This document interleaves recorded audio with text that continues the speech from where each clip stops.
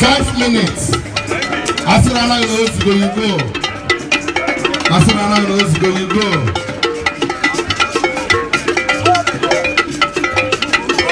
5 minutes.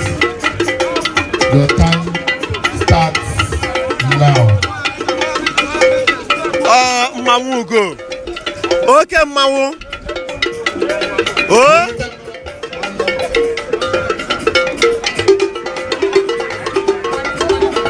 United Brothers, get ready. United Brothers, get ready.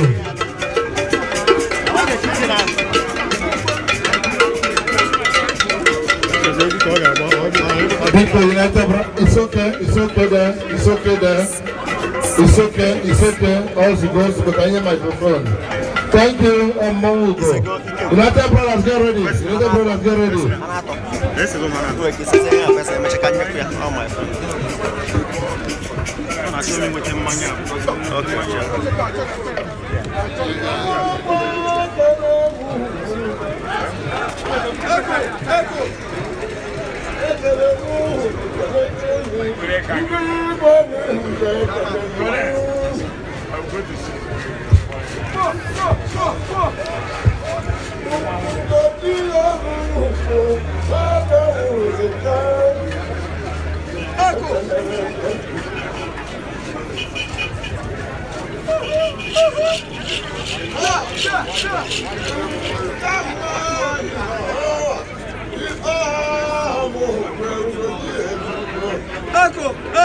Echo.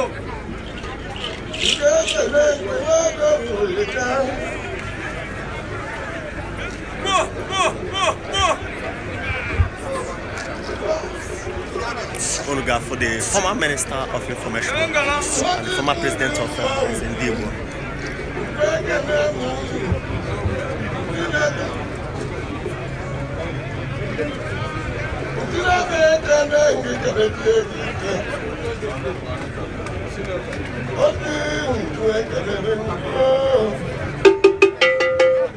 Echo.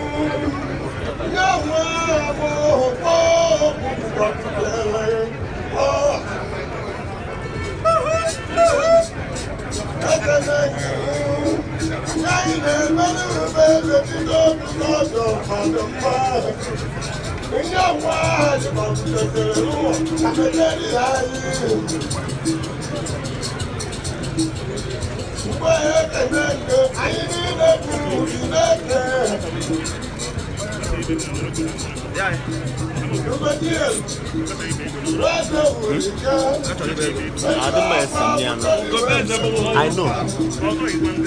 Okay, my captain.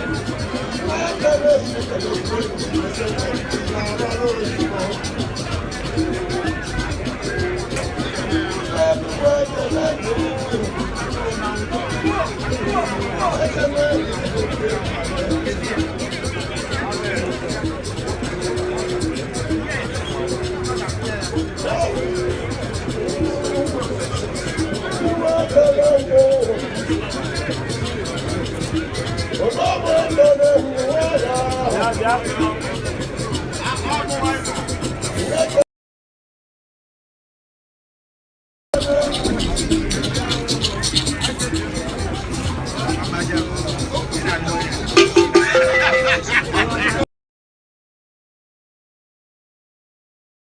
dị iche iche dịgretes na ebe a anyị na-ekene onowu dị n'iwu demen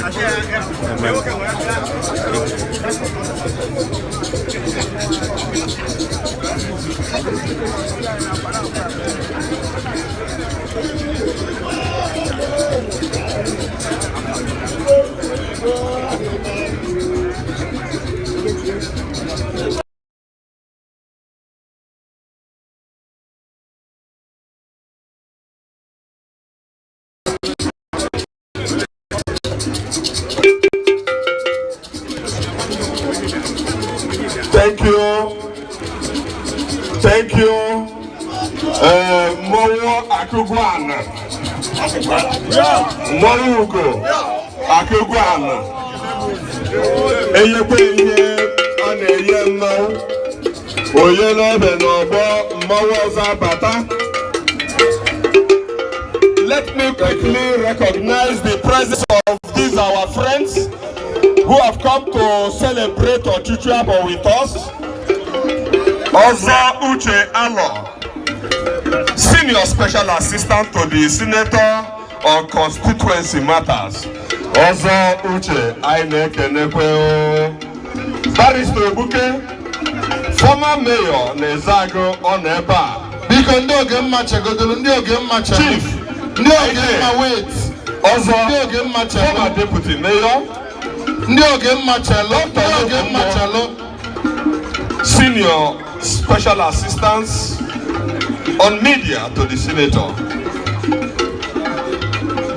Dr. Lukumbo, can you raise your hand? Let me see if you're there.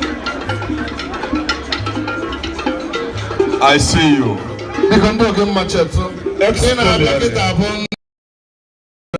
Chris Kada Bapano boy. I recognize this Dr. Lukumbo now. You're welcome to Amokwe. Dr. Ivan Sokwa, SSA Chief Honorable PDP Chairman Nudi. Chief Mrs. SSA. This is Honorable Engineer Hajinu Sago, the PDP Chairman-elect to the local government from Umuoka, Egede and Asiadalo. Gahu the D-Mayor, Ezewamado, on Nukuwokebo,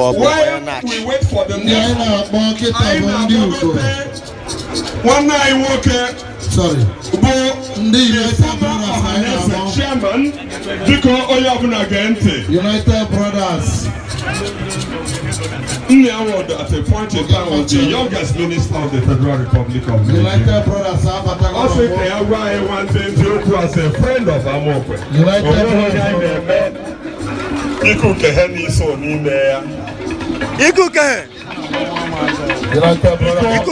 United Brothers. 1 minute. Ohaneze Chairman my own lecturer. Ohaneze Chairman United Brothers Solidian and Medico or Wayo.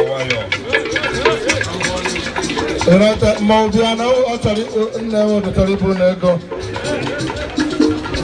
On my head to Bulamaga. Ohaneze Chairman Emeritus is getting ready. Future Collins Amano or 19 Walker Bulezi Way. Thank you. Honorable Dove of God.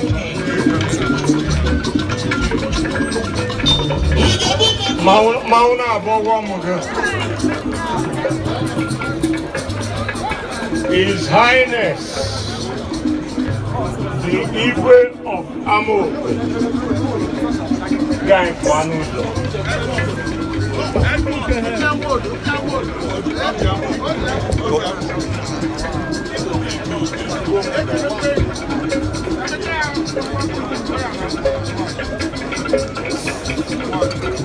Distinguished Senator Your Royal Highness. Bring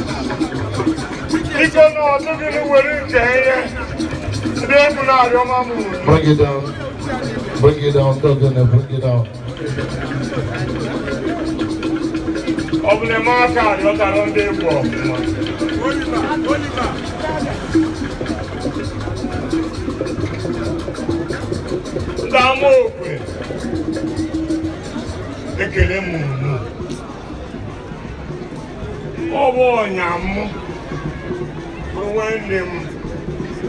Tony Eze. But no one even name it. They don't have even no baseball toy. And all back. And I'm not going to be there. Where the senator who knew where the empty evil balloon. Who might come in and here. And I'm going to buy him with meeting. One now no chimney. I get meeting in the night of St. John. Veroka Bido, Pastor made a meeting. I have a meeting nor in moto me chef. You won't for them the way we come over. Number 1. Kuneji Mamokwe Abaya. Akanonya Amokwe. St. Peter's Ukeke. For the first primary school, I am in a book. What would I Amokwe Darukeke? Nayaga get there. Yes. Every time I come to this community, I salute you for your leadership, not just in a community, but in education. Oh, the Kokono Naka. Daddy, I'm about to tell you, Oku needed to living in lesson. Number 2. Bobby Teve. Number 2. Bobby Teve. Oh, so can me with it or not. And that is why each time we are going, when we go back away, you will. We are going to have one day. Even if you met, we will open eye, man. I'm over the one on the Haka. You are so Christian on the Number 3, Anthony Eze. Then when them wine for Gadije, Sicilian wood, who is Siche with a Port Antoni Kogemi back, Sicilia Saniga, the 2 years. Then a Sicilian Gamok, Oga Bumuyan, only Antoni Rekaniada. Then a Sicilian who hide against the man. Eruka don't even want to get food for their candy walk. And I thank God that He gave him the honor of this wife. Anthony went on the phone. Someone only went to him. I'm to not be with you. We are meeting, not the motor change yet. The monarch is soon. When you want to get so Christy, go do. Amen. The man said, you don't eat the best, the tomato eat the best. I'm open up. I'm told you that you will see the battery. You're going down here. All the other distinguished senator. Thank you. A rookie senator in Cardiff is in a public function. Because now I'm President General for Hanese, I recognize leadership where I find it, irrespective of partisanship. I recognize it. Thank you.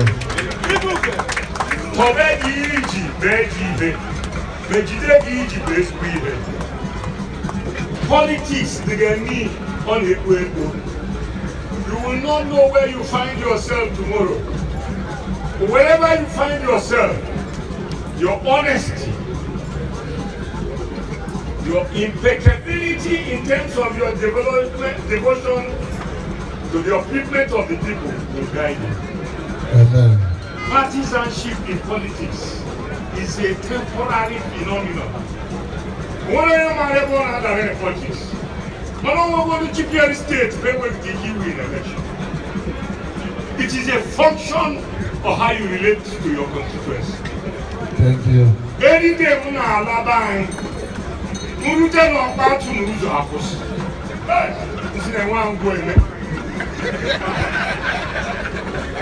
Even one go na design it with it.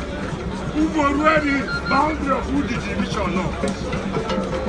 Because when them men marry others, if I name a boon, make a go got it. I don't even marry others. Make a got it. You never know where your daughter will end up. So because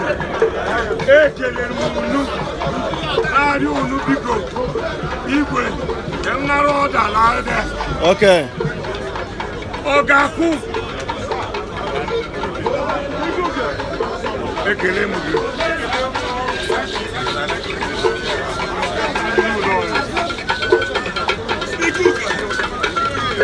Hello.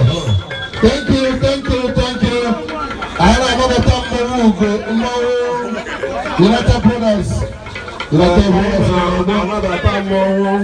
United Brothers. Another time one night welcome to the of God. Local government honorable Honorable Agro as a Chiwaluji, Honorable Hamilton as a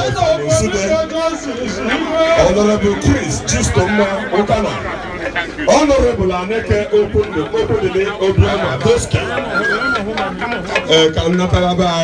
I recognize Honorable Obumigwe. I recognize Honorable Sir MD Aneke Mouneme.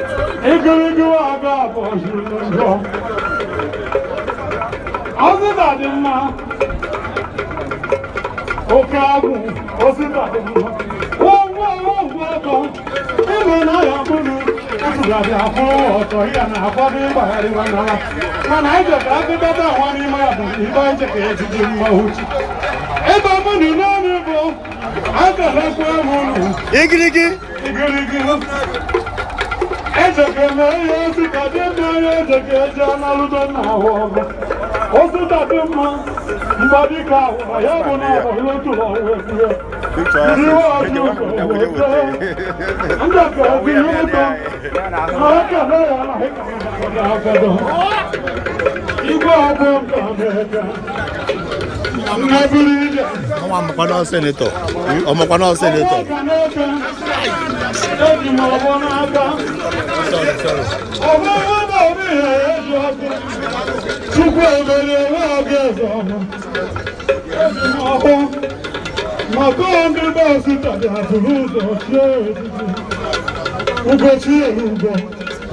Ugochi elugo ni mazeli kachifu.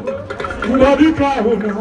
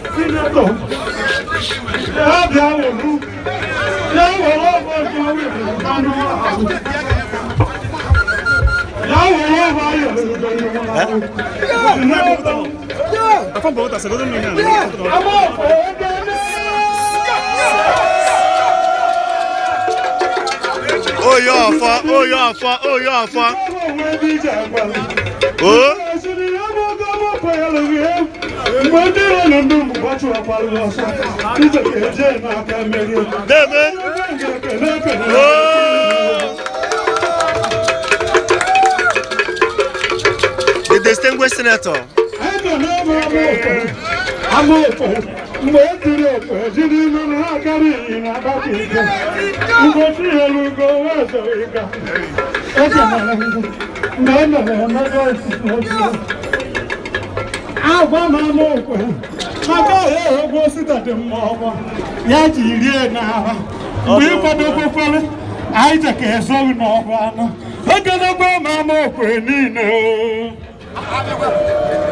I can't learn. I have your mother.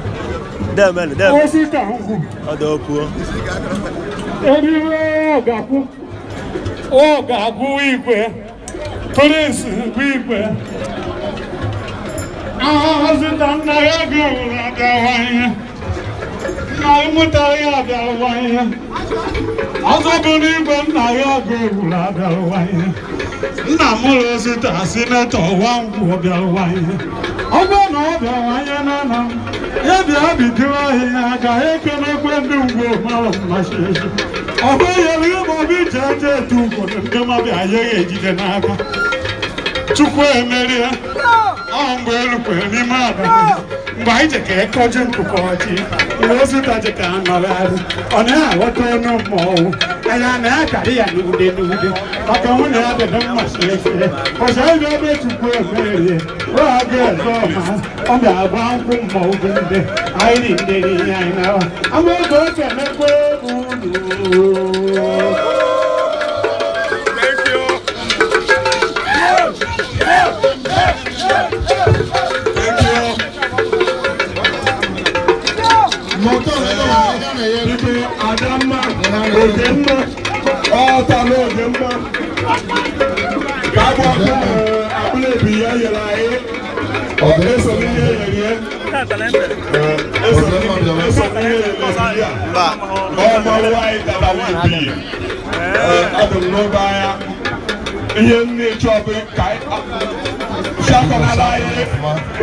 Africa man here. I wa be here. Ogemma, get ready. Ogemma, better While Ogemma is getting ready, I quickly recognize Honorable Aneke Udochukwu, SA on mobilization, to the distinguished senator. I also quickly recognize my very good friend, Comrade FPI Enega. Enega is a media guru, even in Aneme. As a matter of fact, up the ante when it comes to media in the local government. Every other person is trying to meet up. My friend Enega, Comrade. Thank you. I see you, I hail you, I recognize you. Also, Akidi. Thank you. Akidi Sonihan Eme. Ogemma, better Also, Bebo, I thank you for being here. Chukwugozie, I don't know where I am. I am born Buba. By the other protocols.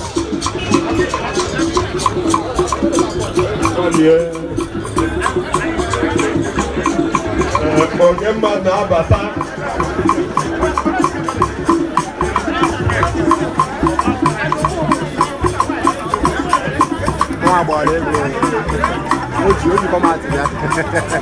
Adamma be here now. It's in Nagana Senator, my head and Adamma. But I'm going to Adamma. Yes.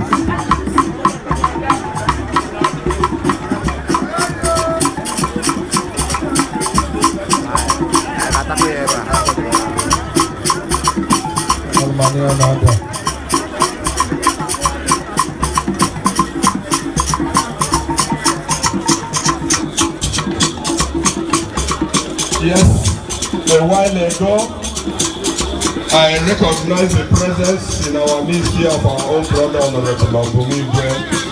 I also recognized Honorable Sir Ndobisi Aneke. Let me, in a very special way, recognize my very dear friend and brother, albeit a younger brother, Honorable Sir Luke Aneke Buchen himself. Buchen is a security expert, an author and writer on strategic security matters.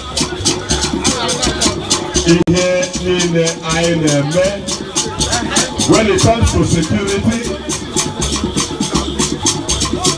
especially modern security technologies,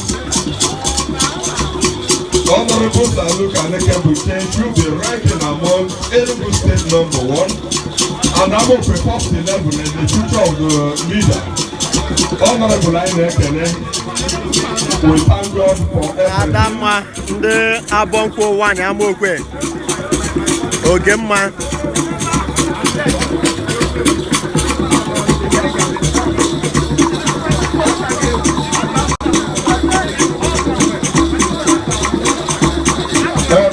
Ade Babasa, Onana Apado.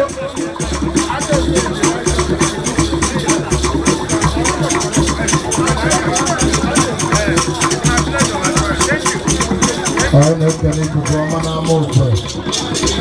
If I am never from an amoco, and I'm not a problem.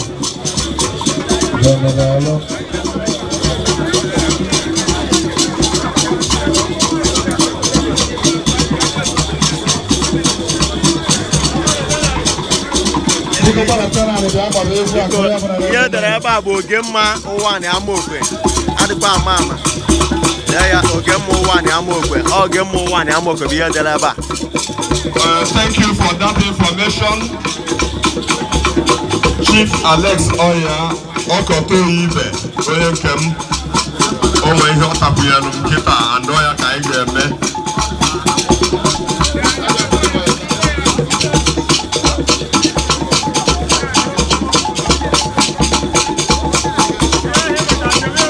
Agụkọta abamekwe ruo asịkwa jiri nwayọ ma ofe ọnọgwọ.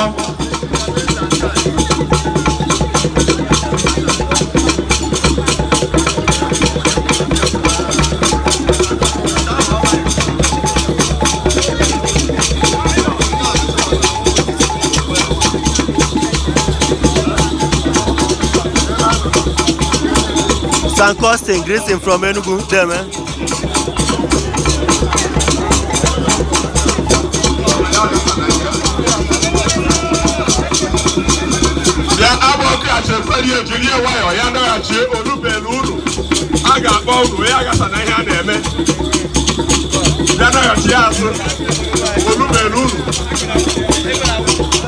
I will list turn by turn.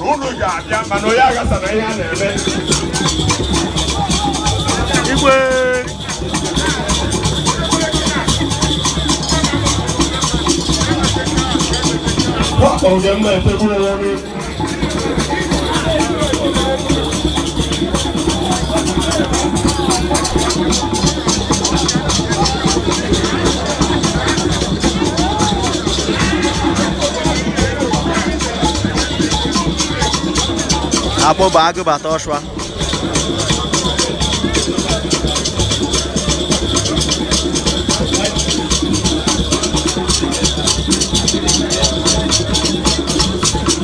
Honoga hold the distinguished senator of the Federal Republic representing Enugu West Senatorial Zone. He is here live at Ahu Yamokwe. Yana Honorable Chukwemele Ago, the former managing director of Enugu State Housing Development Corporation, and the Chief Dr. Tony Eze. When the host here, Egrege no Bunage, Nuku Woke on ever.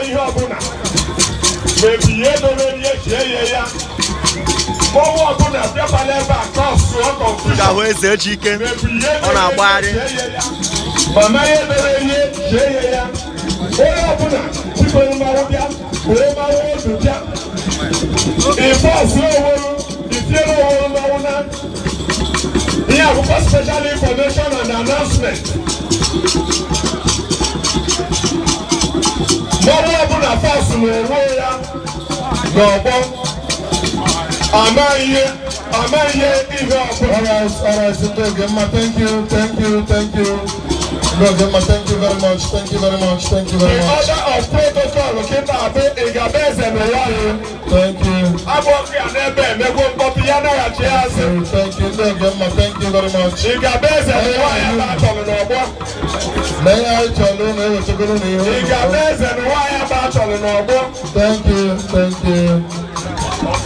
Thank you. Oge Mando one, I'm okay. Let me welcome my Oga. Otibuya.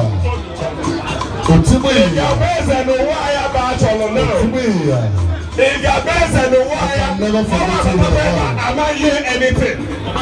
Am I hearing anything?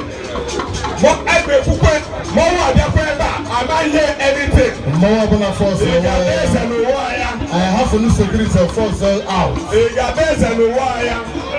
More force the wire in. Security will force you out. More force the wire in. Security will force you out. More force the wire in. Security will force you out. More get a 5 minutes. 5 minutes. 5 minutes. 5 minutes. More get a 5 minutes.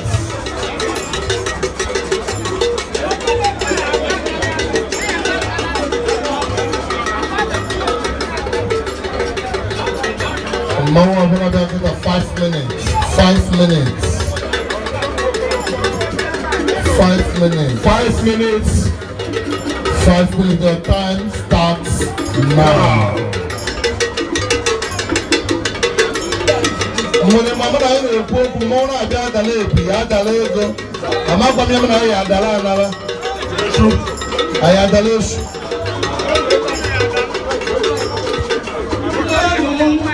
Ama kwa ndiko bia. Niwe wende. Mbona abana. Aida no kwani omo. Tunatokwa na wi. Ya Maria, nena mutamanao. Mmekine before agaba kuwendogo. Now the chino amanuma. I have one over for one to be oh, my wonder, Nagan waza uwikan nagan azana kurakwe kurake mboshi ofu mmanwụ ka a chọrọ n'ọgbọ Chineke n'ntị otu ekwe mgbe ibe ya na-eti anyị ga-aba ya Chineke mmadụ o tinyere anyị mkpọtụ n'ihe ama okwe na-eme ma ọkụkọ ma ebi isi ọ daba ka ọ na-ebukwa Eri Igbo bịa ka ọ na-ebukwa ya tụrụ mmanwụ n'ọgbọ Nwaza uwikan Nnekene amagwe durugwa mgbagamba jiri Nna na-ede egwe na ayaka ndị na gbagige Igwe dozo ya dịba ha n'egwe Igwe jije ka ọ bịara ka ọ mara ọ bịara ahụ m ya ka ọ kwụchiri mgbe ihu Ihe na-eru ka ọ nọrọ ebe Ndị bụ ọgara ga-ahụ gburugburu Amaba mmụta gwuru niile ndị ga-ejikwa mbọ ọgara ọtọ N'ọrụ nkata ahụ ekwu baji kụkọ ya mpụ dị ala isi Nleta wazọ nwere ka ghara ize Ahụ ji ọnọkanụ ka ndị n'ọrụ mgbe mbana wee ya n'okori Iwu onye gwa mme m ọ na-baba na-ekwe Nleta m ha iji m ha ebuje m ime ọnụ na bere ọmụmụ Dọkịta mbụ 2 minutes more, 2 minutes more, 2 minutes more. 2 minutes more.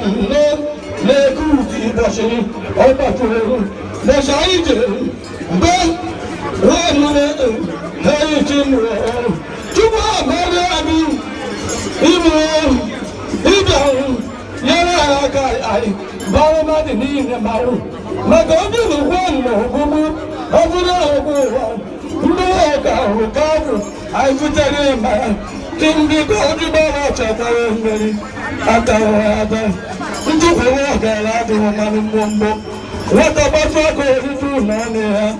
In the other time, Ibo Bankan, Ibo Bankan, Ibo Bankan, 1 minute Ibo more. Bankan, Ibo Bankan, where's the real no we shall. Not a boy, then I read the 1 minute. 1 minute. I do something. I do something. Who did I go down dancing? Be alive. I'm not going to go. Be alive. I'm not what I'm not making better. I'm not going to go. Hello, Tomado. Hello, Tomado.